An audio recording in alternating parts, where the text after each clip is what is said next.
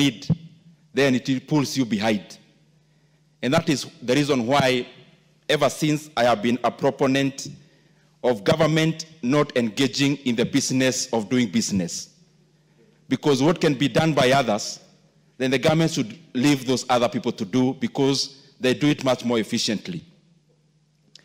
Honorable Speaker, the other reason why government must never be too bulky and engaging in too many commercial ventures is because government of Kenya already owns 35% of all the businesses in Kenya indirectly, including the small company any member would be running in this house today.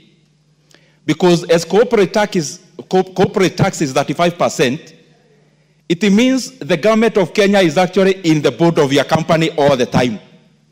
And you actually give them a share of 35% of the profit you make. And it means, therefore, they own 35% of all the enterprises indirectly in terms of stakes and in terms of share of revenue, and especially net revenue. And therefore, Honorable Speaker, across the world, many governments continue to shed off whatever can be done by others, and especially in the private sector.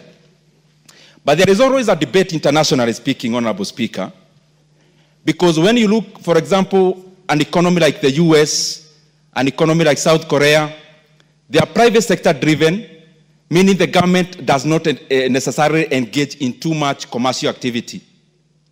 But on the other side, when you look at a company like China, you see an economy where the government is dominant in direct ownership of stakes. And all those economies do well. And therefore, Mr. Speaker, it does not necessarily mean everyone is right and entirely right. It all depends on the circumstances, and it all depends on the scenario. Honorable Speaker, the reason why many companies and many governments arrive to the decision of selling many of the corporate entities, and especially the commercial ones they engage in, of course, it enhances efficiency, and of course, and especially when the reason of engaging in it is overtaken by events. Let me give what I mean. As we talk today about the government of Kenya, of us making it easy for offloading of stakes where government have direct shareholding.